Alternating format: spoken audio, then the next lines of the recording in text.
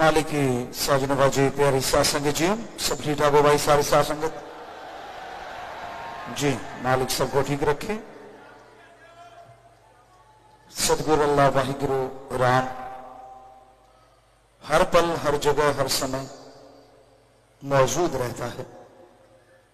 इंसान की जैसी सोच होती है वैसा फल उसे देता रहता है।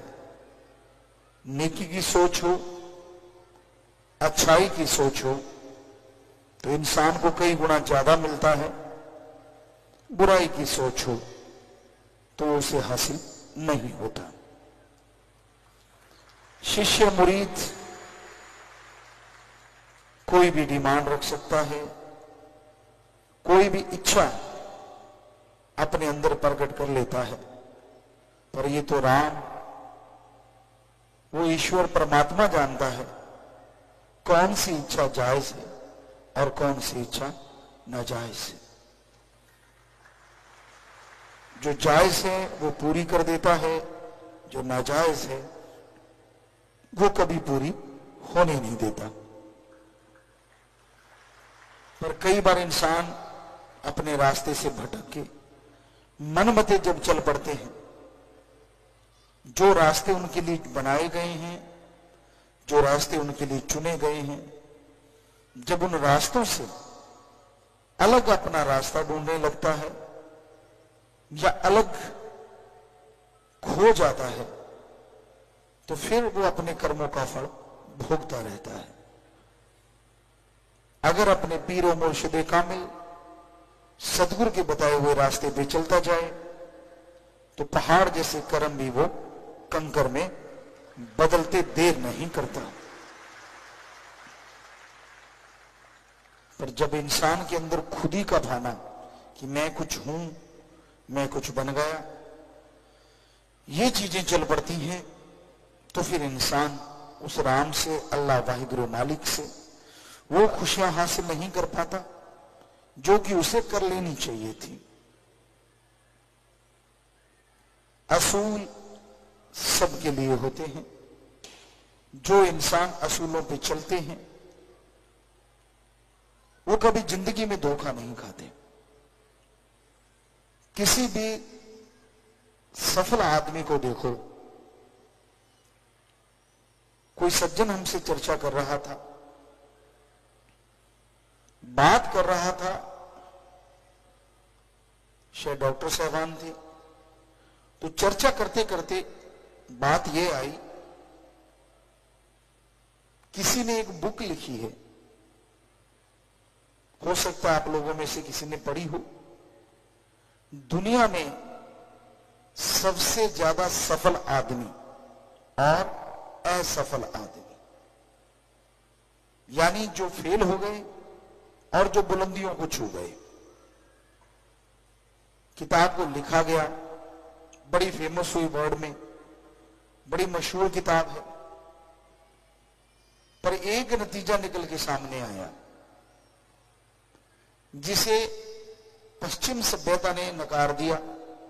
उस बुक की निंदा भी हुई, हमें बताया, उसको गलत भी कहा गया, क्योंकि लिखने वाले ने लिखा कि मैंने 50 साल या 30 साल जो रिसर्च किया है, जो ज्यादा बुलंदियों को छूने वाले लोग हैं उनके पीछे कहीं ना कहीं ब्रह्मचार्य ने काम किया है। भारत में तो ये चीज मानी जा सकती है, लेकिन विदेशी लोग इन चीजों को नहीं मानते। उन्होंने उसकी निंदा की, लेकिन हकीकत यही थी जो उसने रिसर्च किया। तो साईं जी तो कब से कहते आ रहे हैं, वचन मानो, सुमरन करो, सेवा करो, अमल करो, पर जब आप अपनी एक अलग हस्ती बना लेते हैं तो फिर गड़बड़ हो जाती है। कितना आसान सा तरीका बताया है। आप घर गृहस्थी हैं, परिवार वाले हैं, तो आपके लिए जरूरी है अपने माँ बाप, बहन भाई, बच्चे, परिवार की संभाल करना, कर्तव्य निर्वाह करना। क्योंकि घर गृहस्थ में रहते हो तो ये फर्ज बनता है अपने माता पिता के लिए, बहन भाई के लिए, पति पत्नी के लिए, बेटे बेटियों के लिए, रिश्तेदारों के लिए उस कर्तव्य का निर्वाह अवश्य करना चाहिए। लेकिन सबसे जरूरी अव्वल पहला कर्तव्य जो हर किसी का है वो गृहस्थियों का भी है, और वो है राम का नाम जपना। और समय दो न दो, लेकिन राम के लिए समय जरूर लगाओ, क्योंकि उसके लिए लगाया गया समय आपके आने वाले समय को बहुत ही अच्छा बना देगा, बहुत ही बेहतर बना देगा, और आपकी मुसीबतें, आपकी परेशानियां जड़ से खत्म होने लगेंगी। परमपिता शास्त्रनाम जी, श्याम मस्तान जी दाता रहबर फरमाया करते, घर गृहस्थ में रहता है तो उसके एक पंख नहीं दो पंख हो जाते हैं।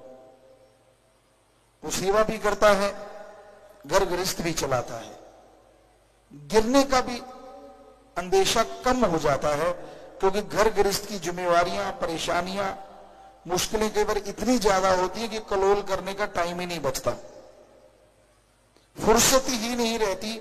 कबीलदारी ऐसी गल पड़ी होती है, मैंने ये कमाना है, बच्चों के लिए वो बनाना है, अपने लिए ये बनाना है, खाने के लाले पड़े होते हैं, तो फिर वो बहुत सारी चीजों से बचा भी रहता है। दूसरी तरफ त्यागी तो बस भी है। अब आप ये सोचते होंगे सच्चा त्यागी, सच्चा तपस्वी कौन होता है? हम सच्चे सौदे की बात कर रहे हैं, साईं मस्ताना जी महाराज की। उन्होंने वचन किए, सच्चा त्यागी तपस्वी ब्रह्मचर्य का पालन करता है। नंबर 2, घर परिवार दुनिया त्याग के आया है तो वो उस राम की भक्ति के लिए और राम की औलाद की सेवा के लिए। साईं जी कहा करते, उसके लिए परिवार नहीं और परिवार के लिए वो नहीं। जो सारा कुछ त्याग के राम की सेवा में लग जाए, त्यागी तपस्वी बन जाए, तो उसके लिए तो सारी दुनिया अपना परिवार, दीन दुखी अपना परिवार, राम का नाम जपना, सेवा करना सबसे ऊंचा कर्म और धर्म होता है।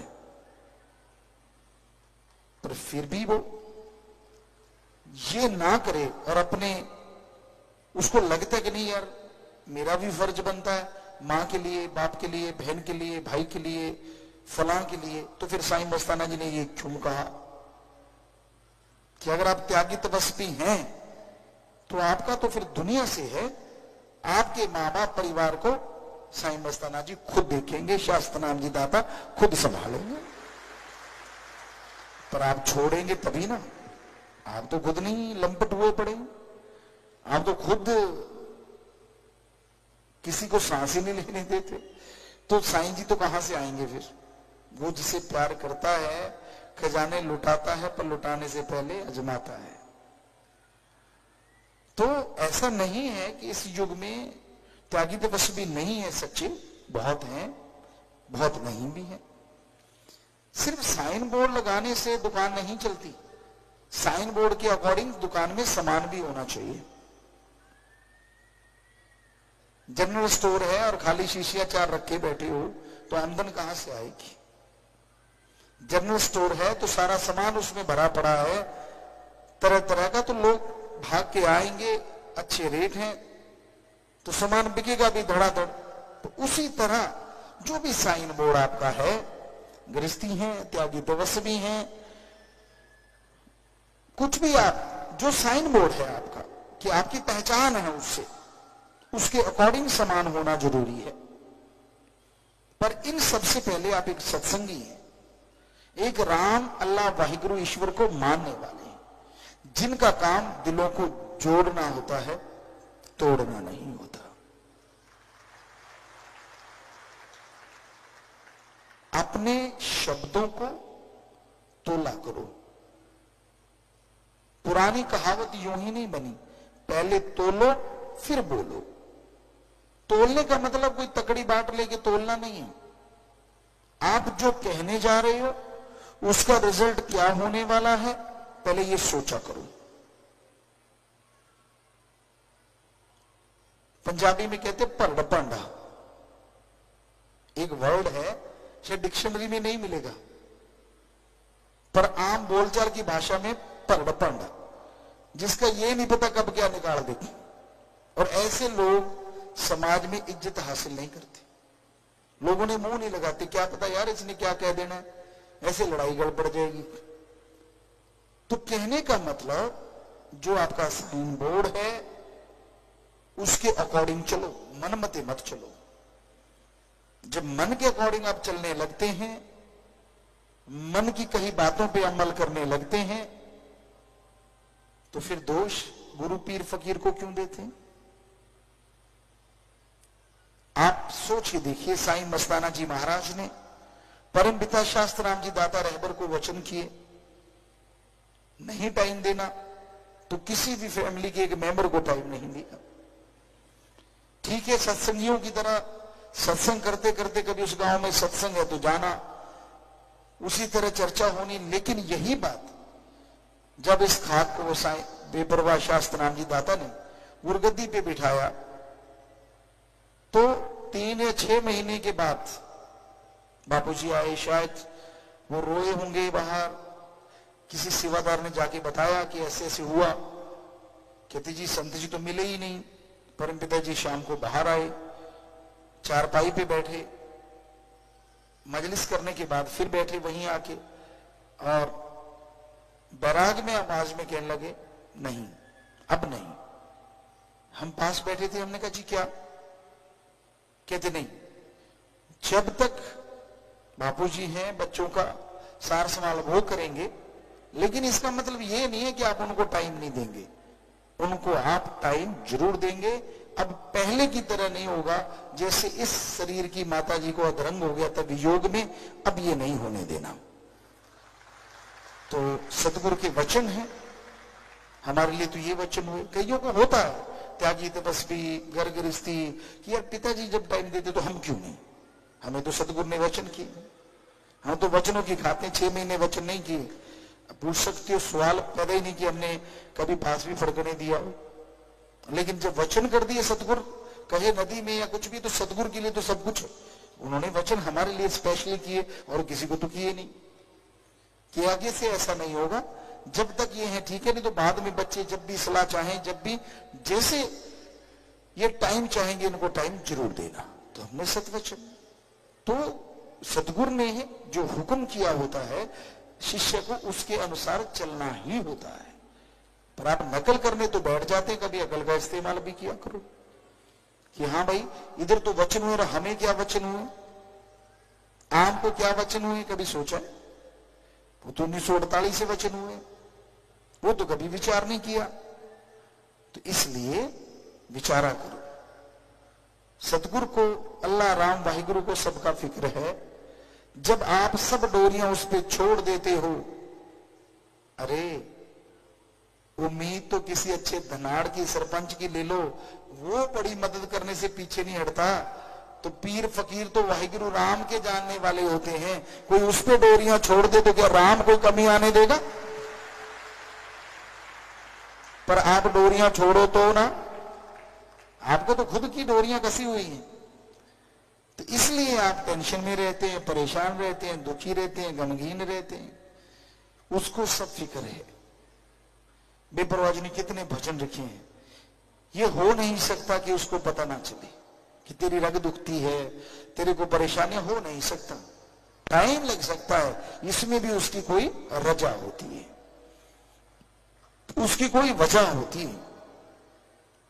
तो इंसान को खुद ही छोड़नी चाहिए। हम तो एक ही बात कहते हैं, ये कलयुग है, निंदा चुगली बुराइयां छोड़ दो। जो साइन बोर्ड है उसके अकॉर्डिंग अपनी दुकान में, यानी अपने शरीर में वही सामान रखो। दुकान कोई और, सामान कोई